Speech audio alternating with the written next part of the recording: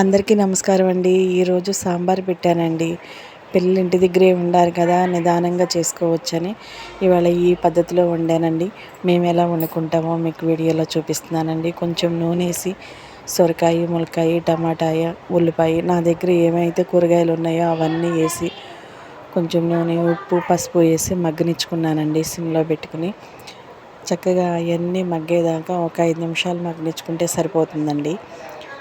అప్పుడు మళ్ళీ వేరే గిన్నె తీసుకుని ఈ ముక్కలు మొత్తం ఆ గిన్నెలోకి ట్రాన్స్ఫర్ చేశానండి. అలా అన్నీ వేసిన తర్వాత చింతపండు గుజ్జు తీసుకుని ఆ గుజ్జు కూడా పోసి మనకి ఎంత క్వాంటిటీలో కావాలో అన్ని వాటర్ పోసుకుని మొత్తం తర్వాత ఉప్పు, కారం వేసి కొంచెం వాటర్ పోసుకుని అలా కాసేపు ఉడకనిచ్చానండి. కొంచెం కరివేపాకు వేసాను, కొత్తిమీర వేసాను. ఇవన్నీ వేసిన తర్వాత చింతపండు నీళ్ళు పోసినప్పుడు అవన్నీ ఉడుకుతూ ఉండగా కళాబళ కాగనివ్వాలండి. మధ్య మధ్యలో అలా తిప్పుకుంటూ కాగనివ్వాలి. ఆ తర్వాత మనం పెట్టుకున్న కందిపప్పు ఉంటుంది కదండి, ఆ కందిపప్పు కూడా వేసేసానండి. ఆ కందిపప్పు కూడా వేసేసి తిప్పుకొని పెట్టుకున్నానండి. ఆ వీడియో మిస్ అయింది.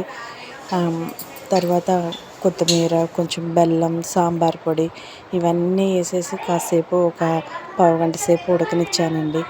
కళాబళ కాగేటప్పుడు కొంచెం గరిటెతో అలా తిప్పుకుంటూ ఉంటే మనకి కొంచెం అన్నీ కలిసి బాగుంటాయండి. ఇంకా ఈ కాగుతూ ఉండగా మంచి స్మెల్ వచ్చిద్దండి సాంబార్. ఇల్లంతా భలే బాగుంది. ఆ తర్వాత తాలింపుకి రెడీ చేసుకున్నానండి.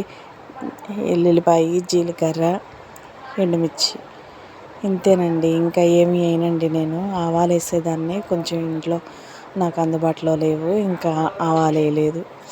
ఇవన్నీ వేసి తాలింపు పెట్టేసేసానండి. అంతేనండి, సాంబార్ రెడీ అయిపోయినట్టేనండి. వీడియోస్ చూసిన వారందరూ ఒక చిన్న లైక్ చేయండి. థ్యాంక్ యూ సో మచ్ అండి. సబ్స్క్రైబ్ చేసి లైక్ చేసి నాకు కూడా మీరు సపోర్ట్ చేయండి. ఉంటానండి.